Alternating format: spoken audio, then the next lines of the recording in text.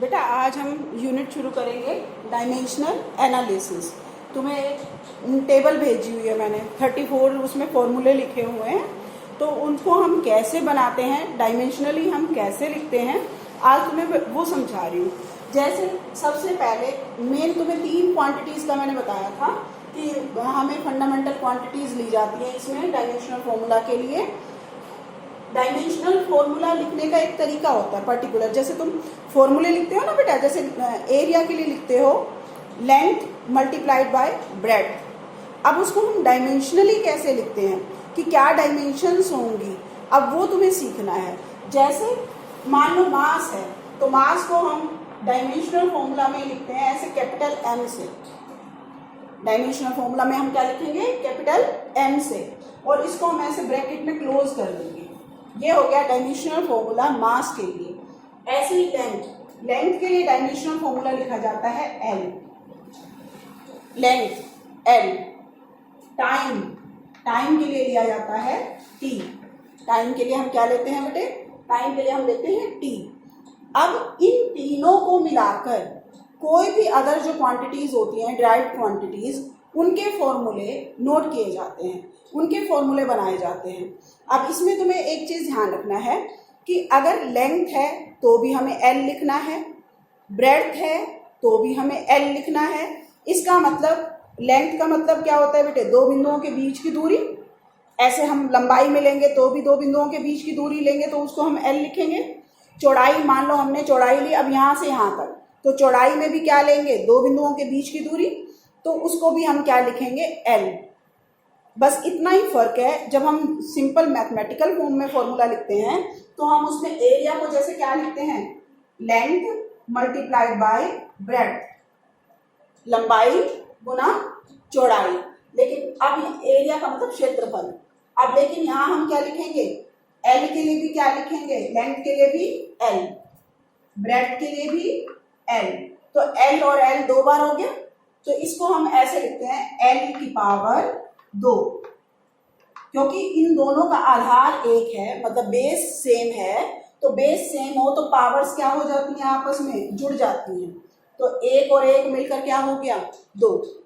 Powers add हो जाती हैं, जुड़ जाती हैं, तो एल की पावर 2।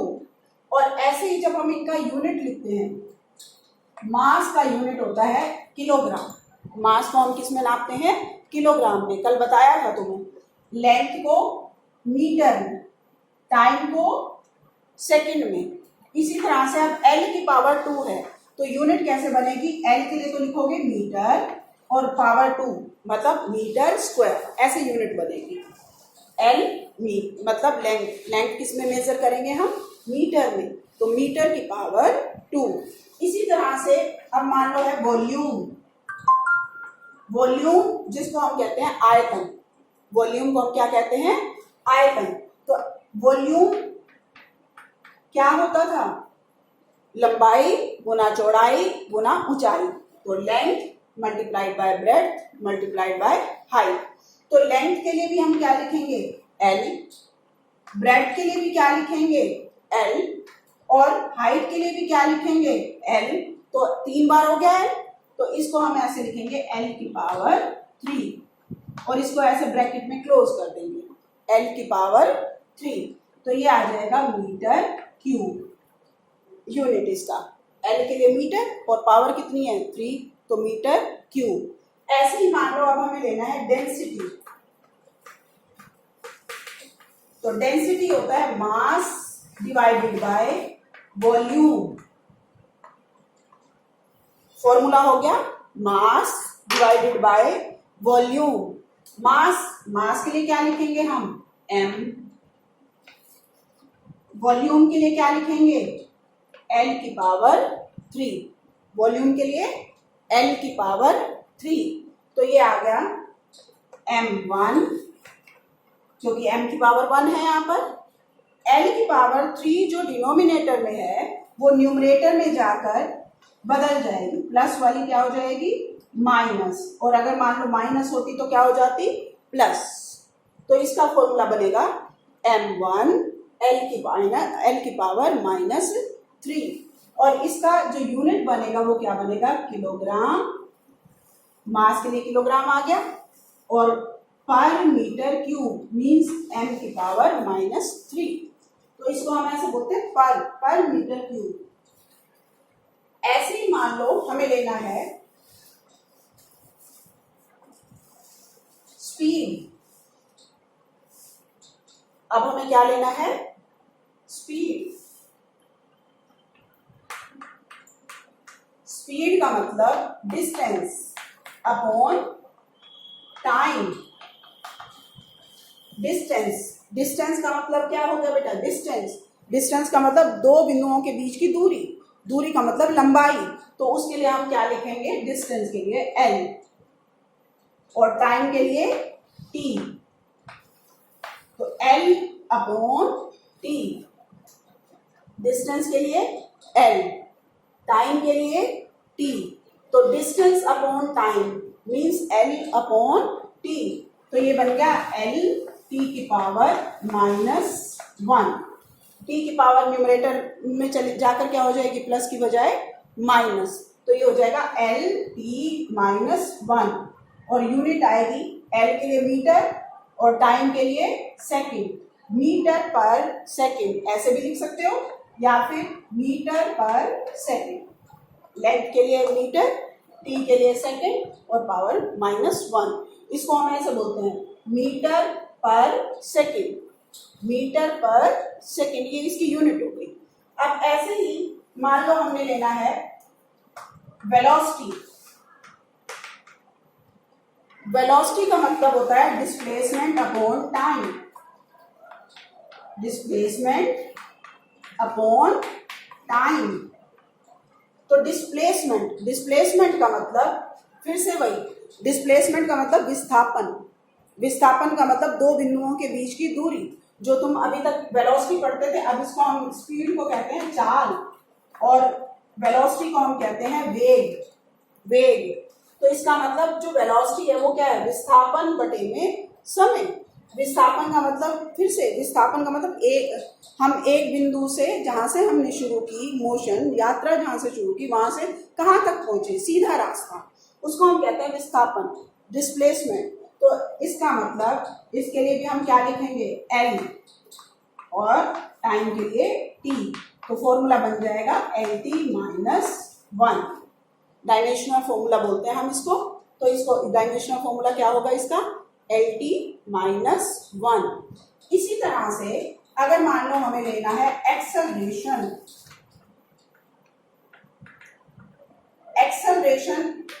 होता है वेलोसिटी अपॉन में टाइम। एक्सेलरेशन को हिंदी में हम कहते हैं त्वरण। एक्सेलरेशन को क्या कहते हैं? त्वरण मतलब वेग बटे में समय।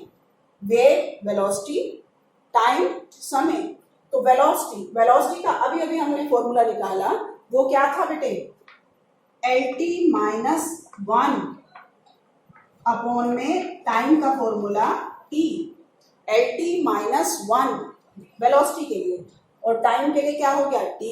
अब T की पावर -1 यहाँ है, +1 नीचे है डिनोमिनेटर में, तो ये यहाँ से जब ऊपर जाएगी तो क्या हो जाएगी? +1 की बजाय -1।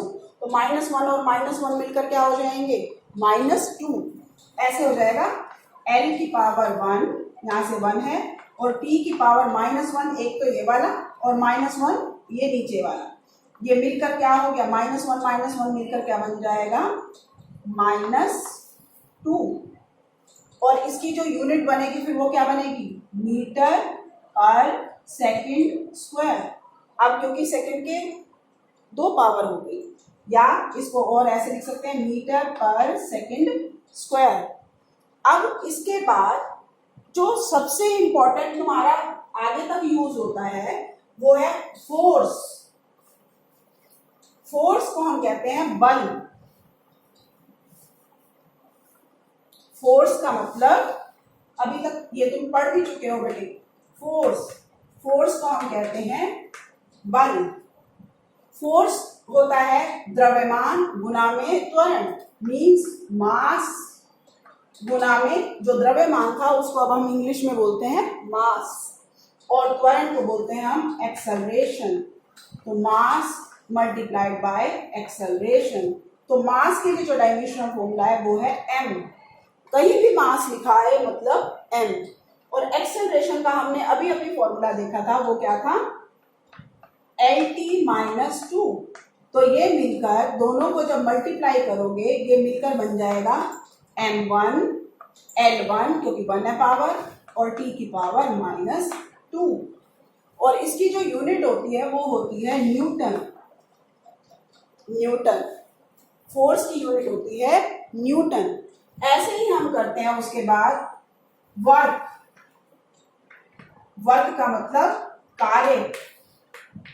कार्य क्या होता था बेटे, बल गुना में विस्थापन, means force multiplied by displacement.